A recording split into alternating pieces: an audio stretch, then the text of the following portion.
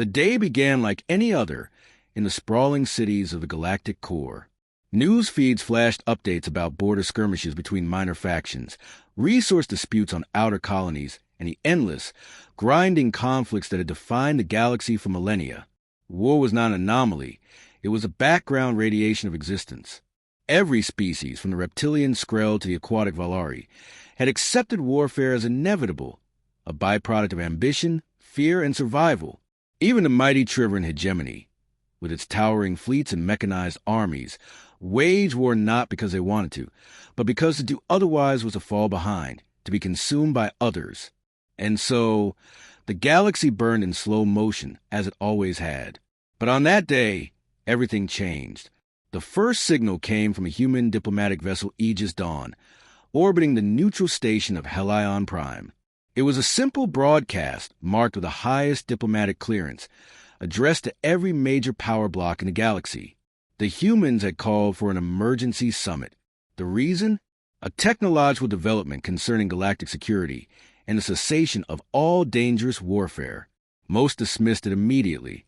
Humans were clever, resourceful, even dangerous in isolated conflicts, but they were newcomers compared to species with millennia of warfare behind them. What could they possibly offer that hadn't already been tried? But curiosity and caution outweighed arrogance. The Council of Ascendant Powers agreed to hear them.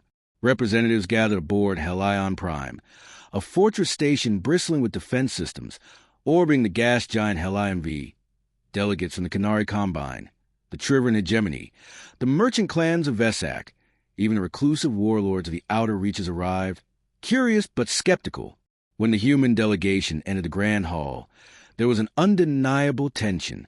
Their leader, an unassuming man named Marcus Hale, strode to the central dais with quiet confidence. Behind him were specialists, aides, and, most notably, no visible armed escorts. That alone raised eyebrows.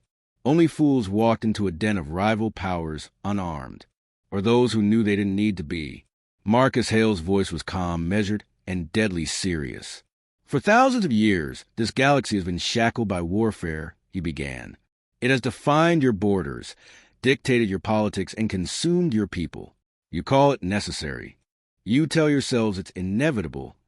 You accept the slaughter of billions as the cost of survival. We, humans, once thought the same, but not anymore. There was a murmur of amusement and disbelief among the delegates. The Triveran warlord, a towering brute clad in ceremonial armor, sneered openly. You suggest you can end warfare, human? With what?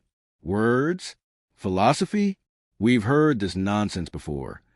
Hale didn't flinch. He simply gestured to a projection screen, and with a flicker, the image changed to show the Earth's lunar surface. What followed left the entire hall silent.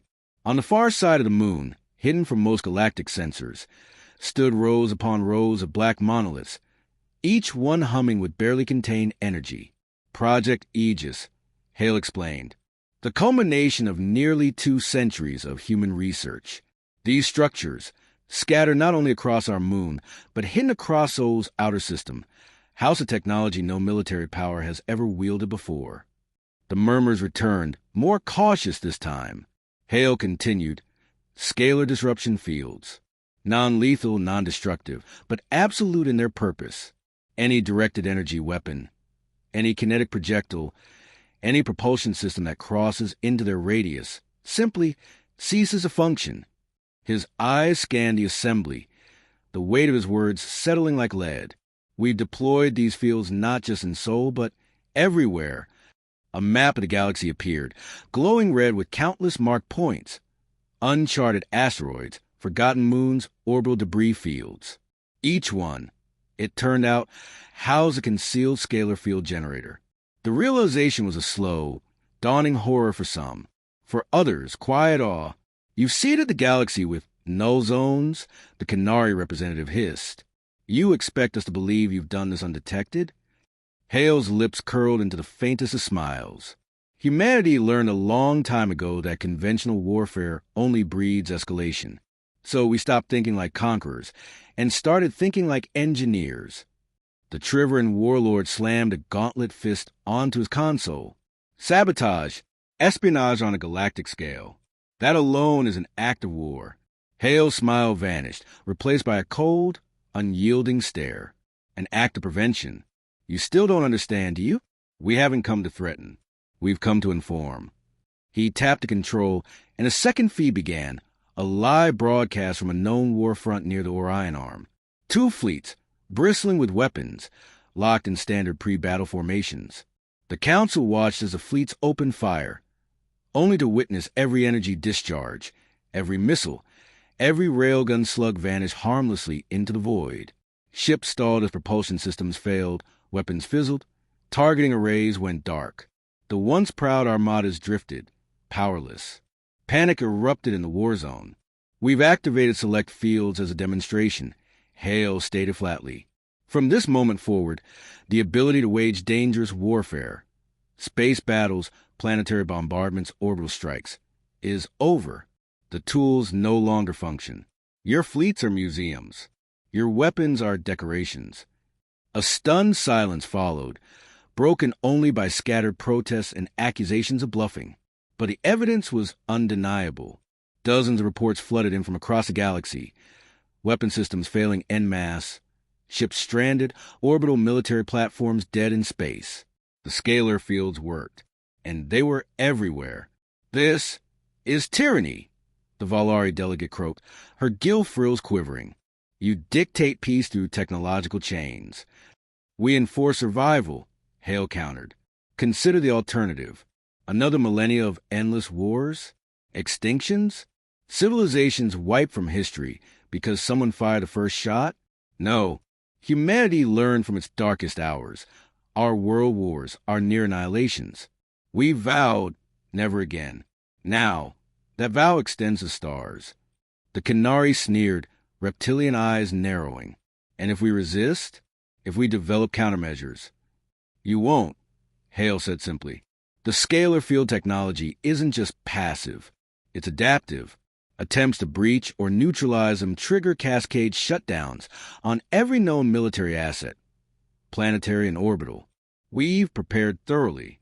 There were threats. There were outbursts. Some demanded immediate military retaliation, only to remember their fleets were effectively ornamental now.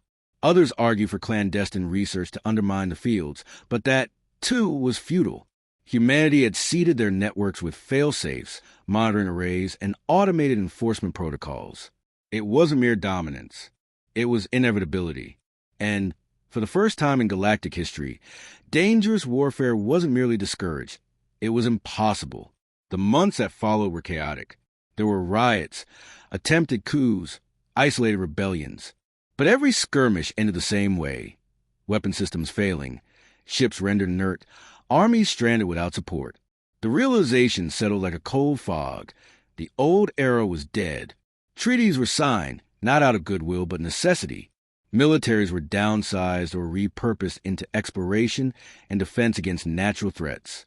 Planetary defenses remained, but only for repelling asteroids or cosmic hazards. Wars of the Galaxy had known it.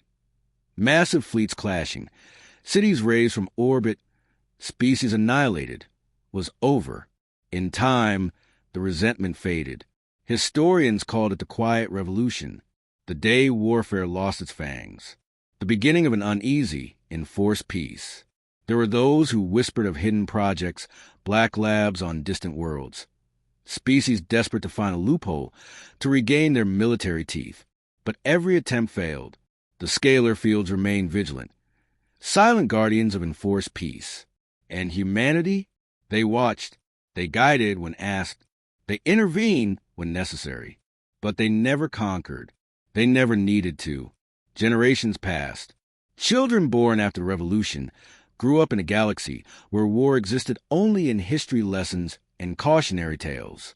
They studied ancient battles with morbid curiosity, unable to comprehend why their ancestors had been so determined to destroy one another.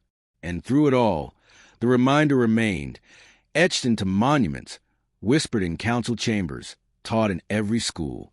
No generation will ever forget the day humans completely ended dangerous warfare. It was not a declaration of power. It was a promise and a warning.